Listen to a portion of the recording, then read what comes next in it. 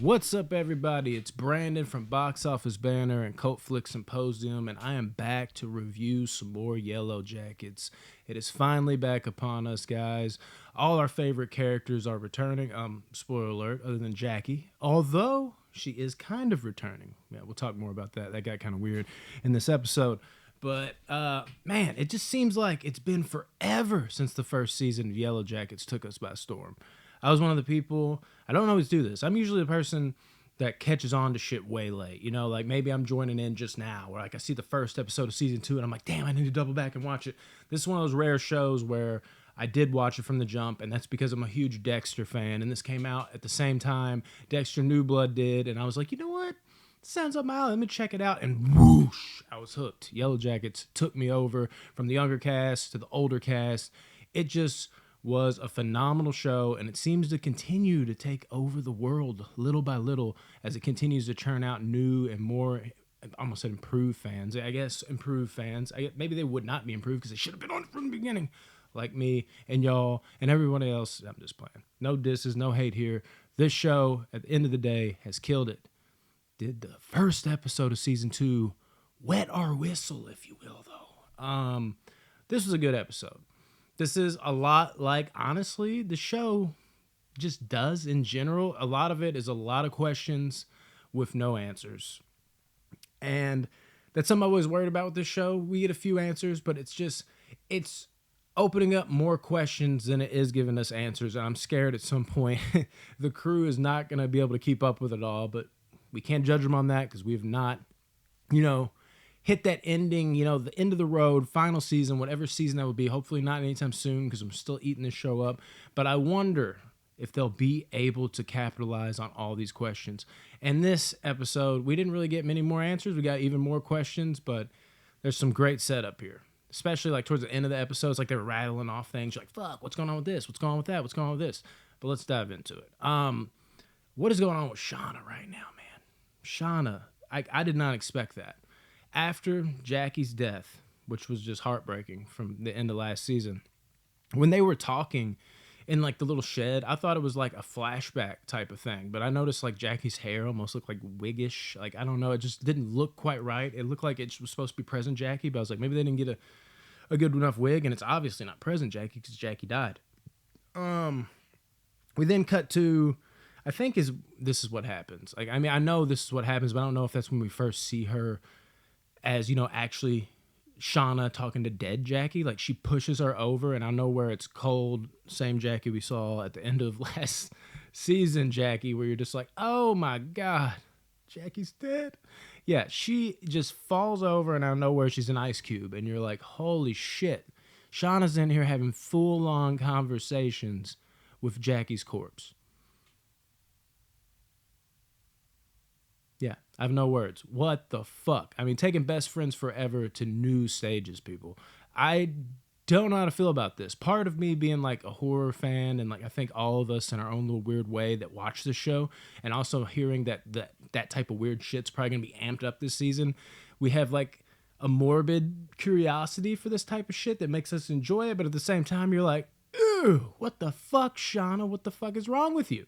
So that was very like off-putting, but also just like, okay, yeah, that's kind of cool. Like, what the hell? Like, damn, now that's a friendship. And we got to, hear about all the little details. Like Jackie from Beyond the Grave, maybe, if you will, is like asking all the serious questions about what happened with her and Jeff, and like who kissed who first and all this weird fucking shit. It was just a cool, like heartwarming, but also disgusting and really weird scene. And her ear pops off. Yeah, more on that later. Shauna keeps it, and good God, that last scene, pretty crazy. Catching up with Shauna as an adult and Jeff, their relationship. Obviously, Jeff is taking this whole cheating thing more badly than he's letting on.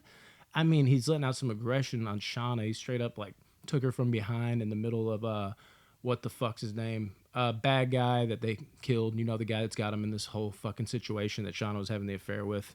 Been a while since I've seen the first season, people. Please forgive me on that one. Just fucks her in the apartment. His little apartment he has. So he's taking out his anger there, and you're like, okay, something seems kind of off about him. He's just like revved up. What's going on? And he's more revved up than that. People. He's going down to like in his car, and he's jamming out to fucking Suffocation, No Breathing, fucking Papa Roach, dude. And this was like when the song dropped. So like, this scene was a weird one for me. I don't know how I feel about it because, like, on one hand, I'm like, it's kind of funny seeing Jeff like just rocking out to Papa Roach, but it also feels tonally and weirdly different and cringy. So it's like one part of the scene, I'm like, okay, this is kind of funny. Look at what Jeff's doing. He's just letting out his anger to some Papa Roach. Like, I remember being a kid doing that, but watching this full-grown adult Jeff that we've now grown to love, dealing with his problems with Papa Roach. It's kind of funny. But then also as it wore on, I was like, it's kind of cringy too. So it's a mixed bag. I need to watch this episode again to see how I feel about that because it had me scattering all over the place with my emotions. Either way, small scene, not a big thing. We see Thaisa, her wife. We got what she fucking had done. Like the whole little ritualistic type of thing she left behind in that, like, I guess air vent or whatever that went up and her wife found it. Was like, holy fucking shit, what have you done? And Thaisa seeming genuinely surprised by that at first. So you're just like, maybe Thaisa was just eating dirt again and she was just going crazy. Does she even know she's done this? And then Thaisa goes in there, and now we're getting the repercussions of that because that is a downright fucked up thing to do. Talk about hiding things and skeletons in your closet. What the fuck is this? Can you imagine finding out your significant other has something like that hidden in your house? Yes, that would be a bit of a ripple. More on that. Yeah, waiting for more on that. Thaisa and Van, their relationship, still really love it, still really enjoy it. Van clearly cares a whole lot about Thaisa, and I wonder how all that gets fucked up down the road. Lottie, we get to see a lot of her, whole lot of Lottie. She comes out, and you see she's clearly not the same girl, even still being removed from the wilderness. Her parents just, I can't even talk about that. They just are fucking off to me too. What weirdos. Her whole thing, dude, her abilities, we see even more like the way she was able to like heal Travis by like touching his chest. I'm really curious, like the more it shows, maybe if it dives deeper into young Lottie outside of the wilderness and everything that builds up to the new Lottie that we have now met, which the jury's still out on. We didn't get a whole lot of her.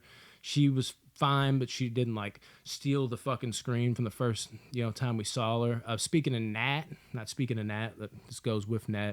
Nat got captured by it was Lottie, and Lottie freaking die. You got her trying to break out. She's in prison. We're still trying to figure out what the fuck is going on with that exactly, and what is going on with that. Let's just go ahead and jump into that real quick. Nat, she's doing the whole just classic. I need one arm, and then just like, oh, what am I gonna do with one arm? And then she fucking breaks free because this dumbass reverse, almost Stockholm syndrome type younger chick that's supposed to be holding her captive's an idiot. She breaks free. All the other people fucking run up and they see her and capture her. And Lottie's fucking like burying somebody alive. What is going on with this? Is this almost like her keeping the Pit Girl thing alive, where we saw Pit Girl, which is a huge thing amongst Yellowjacket fans, where she just ran and fell into like some spikes? Is she still making Pit Girls? What is happening? Is she distributing them? Is it human people? What is going on? Still have no idea. This show just continues to raise questions, and I continue to not have answers, but I continue to be fucking intrigued. What is happening? God, they better tie this up with a nice bow on top. Who else we got? I mean, Misty, she's still like the heart of this show. Like, there's something so weird and fun and whimsical, but also kind of downright creepy about Misty that Christina Ricci just continues to impress in this character. I really love the exchange she had with the guy at the hotel. He was like, we don't have like colored TV, whatever he said, like, we don't even have TV, we don't have shit. But one thing we do have is like discretion. Like, I'm not going to tell you, talking about Natalie, like when she checked out and Misty's all just like, I got a big bladder and like whatever the fuck. She like loses her shit on him in like her own little cute Misty way, but she means business. He finally's like, fine. She fucking left so-and-so, whatever time. And Misty's she didn't get a whole lot of run here in terms of like importance as the other characters did, where like more questions are being asked, but she's still holding down that character. And still, there's something about her. She steals the screen, I think, more than anybody in this damn show. As far as questions and everything. I think that might be about it. Again, this episode, just like the last season, just raised a whole lot of fucking questions. I'm trying to make sure I didn't miss anything too important. The last scene I said I was going to circle back around to. I definitely don't want to miss out on that, so I'll just go ahead and say it. Shauna just is looking at Jackie's ear over and over again, and she finally, it's like the last scene of the episode, she just pops it like it's a pill or a fucking Mentos or something. Like she just ate Jackie's ear. So cannibalism, picking up. Also, can't forget about this. What we got going on, I was going to jump into this, but then I was like, let me keep on Lottie. But segue into how Lottie helped Travis when he was young by putting a hand on the chest and all that other shit. She's got these powers, man. Travis saw like an image to where it might allude to where Javi might be if he's still alive, but him and young Nat are just on the search for Javi, and we're still asking, where the fuck is Havs, man? Where's Javi at? Because I have no idea. Like Natalie even talks with, what's his name, Ben, I believe, for a second, almost as if to say just like, look, it's obvious an animal might have took him, like how Van got ate up, or maybe even froze to death, obviously like Jackie. It just doesn't seem promising that Javi, especially a younger kid that might not be resourceful enough, if any of them really even are. They're just a soccer team of kids getting crashed down in the wilderness. But how's he going to survive out there? You saw how quick Jackie died. Like, it just, like Natalie's almost feeling like she's doing it just to keep, she can't break Travis's heart. But at the end of the day, it's like, we got nothing else to do out here. Let's fucking look for him. Let's not give up. And we're still wondering, where the fuck is he at? Maybe he's pit girl. It was always pit guy. No, obviously not. Then there's that one chick that just keeps singing and pissing everybody off. It's like I was humming, actually. Yeah, that chick. Don't know what's going on with that. Maybe she's pit girl because they're just pissed off. They're just going to fucking one day go, I'm done with you. Get in the pit. Yeah, more questions, people. Not a whole lot of answers, but still a whole lot of fun build-up. Again, tie that fucking bow on top, Yellowjackets. You have got a lot of pressure on you, but you continue to intrigue, you continue to entertain. This is a good enough opening for me. I really enjoyed it. Keep it coming. Ready for episode 2 already. Netflix has ruined TV for me. I'm just ready to binge shit. We already had to wait so damn long, and this came back, and all I mainly have is questions, and I need to know, and I got another fucking week. I'm losing it, people. Let me know what y'all thought of Yellowjackets episode 1. Love you guys. Peace. Ugh.